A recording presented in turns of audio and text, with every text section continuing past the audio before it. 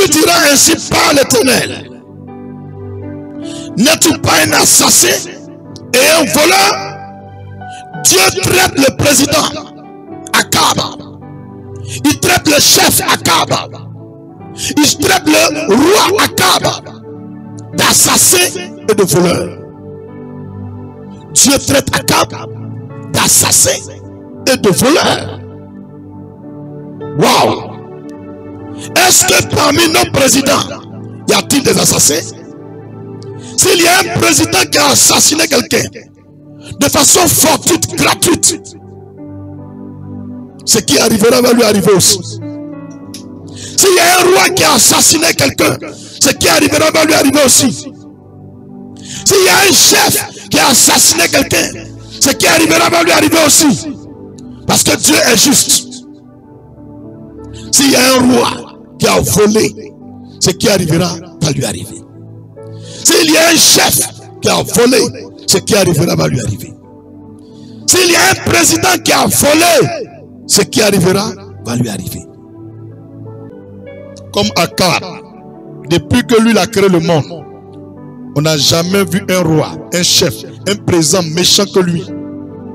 Il tue tout le monde sur son passage. Il fait assassiner les gens. Il fait égorger les gens. Dieu dit, il n'y a jamais quelqu'un comme lui. S'il vous plaît, vous qui avez des maris qui sont méchants, chères sœurs, donnez-leur conseil. Sinon, ce n'est pas bon l'avenir. Quand tu regardes l'Europe, l'Amérique, l'Océanie, le Moyen-Orient, l'Afrique, la Côte d'Ivoire, si tu es une femme, donne des conseils à ton mari. Mon message s'adresse au chef, au roi, au président, à ceux qui ont volé et tué quelqu'un pour prendre ses biens. C'est à eux mon message est destiné, de la part de l'Éternel des armées. 1 Roi 21, verset 26. Il a agi de la manière la plus abominable en allant après les idoles, comme le faisaient les Amoréens que l'Éternel chassa devant les enfants d'Israël. Et la plupart de ces rois, Dieu dit, ils n'adorent pas l'Éternel des armées. Ils sont des idolâtres, des mystiques. Ils boivent le sang humain. Ils sacrifient des enfants, des albinos, des femmes enceintes. Ils les sacrifient, ils utilisent le sang pour asseoir leur pouvoir. Arrêtez. 1 Roi 21, verset 27. Après avoir entendu les paroles d'Élie, Akab déchira ses vêtements. Il mit un sac sur son cou et il jeûna. Il couchait avec ce sac et il marchait lentement. Voici le roi, après la prophétie du prophète, il a déchiré son habit. Il s'est couché à terre. Il a commencé à demander pardon à Dieu. Il a commencé à demander pardon à Dieu. Je ne sais pas si toi, tu vas le faire. Je ne sais pas si toi, tu vas le faire. Tu as une soeur, tu as un frère, tu fais du mal à autrui. Le Seigneur dit, il va frapper. Je t'exhorte pour te repentir. Arrête. Verset 20, 28. Verset 28. 1 Roi 21. Et la parole de l'Éternel fut adressée à Élie, le Tishbite, en ces mots. Lorsque le roi s'est mis à genoux, il a déchiré ses habits. Il a commencé à demander pardon à Dieu, qu'il regrettait tout le mal qu'il avait fait. Notre Dieu n'est pas rancunier. Il n'est pas méchant. Il n'est pas cruel. Regardez ce que Dieu va dire. Mais attention, il y a une justice. As-tu vu comment Akab s'est humilié devant moi? Parce qu'il s'est humilié devant moi, je ne ferai pas venir le malheur pendant sa vie. Côte d'Ivoire, je vous ai dit de ne pas sortir marcher pour ces élections qui vont venir. Ne sortez pas. C'est après les élections que Dieu va travailler. Verset 29, 1 Roi 21. As-tu vu comment Akab s'est humilié devant moi? Parce qu'il s'est humilié devant moi, je ne ferai pas venir le malheur pendant sa vie. Ce sera pendant la vie de son fils que je ferai venir le malheur sur sa maison. J'ai rien encore à dire dessus. Mais comme le message n'est pas terminé, une prophétie a été dite que le roi va mourir, que sa femme va mourir, que tous les gens qui sont allés prendre Naboth pour le tuer, eux aussi vont mourir. ils seront mangés par des chiens. Donc, ce n'est pas parce que le prophète a dit que le roi s'est humilié ou l'a fait repentance que la prophétie ne va pas se réaliser. 1 Roi chapitre 22, verset 29 au verset 40. 1 Roi chapitre 22, verset 29 au verset 40. Quand il s'est humilié, Dieu a dit, j'ai compris, tu ne vas pas mourir maintenant.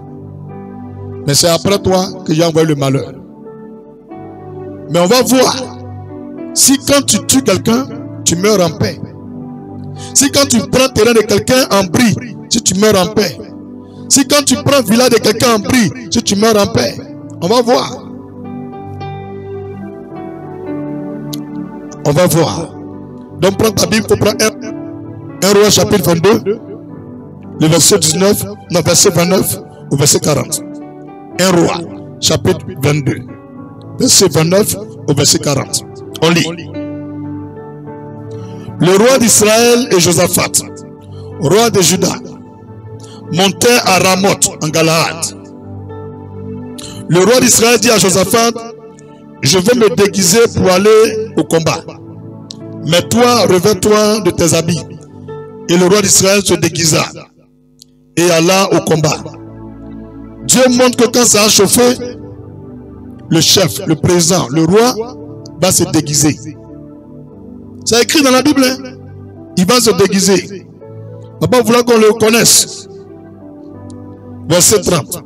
Le roi d'Israël dit à Josaphat, je veux me déguiser pour aller au combat, mais toi revêts-toi de tes habits. Et le roi d'Israël se déguisa et alla au combat. Verset 31. Le roi de Syrie avait donné cet ordre aux 32 chefs de ses chars. Vous n'attaquerez ni petit ni grand, mais vous attaquerez seulement le roi d'Israël. Quand les chefs des chars aperçurent Josaphat, ils dirent, certainement c'est le roi d'Israël. Et ils s'approchèrent de lui pour l'attaquer. Josaphat poussa un cri. Les chefs des chars, voyant que ce n'était pas le roi d'Israël, s'éloignèrent de lui. Alors un homme tira de son arc au hasard et frappa le roi d'Israël au défaut de la cuirasse, au niveau de la poitrine vers le cœur. Le roi dit à celui qui dirigeait son char, tourne et fais-moi sortir du champ de bataille, car je me suis blessé. Car je suis blessé. Verset 35. Et roi 22. Comment finira l'histoire des rois, des chefs qui ont pris le terrain des gens, les ministres, les chefs qui ont pris le terrain des gens, les plantations des gens, les maisons des gens, et les ont tués, des innocents. Ils ont fait assassiner des innocents. Comment ils vont finir? Verset 35, 1 roi 22. On s'arrête au verset 40. Le combat devait acharné.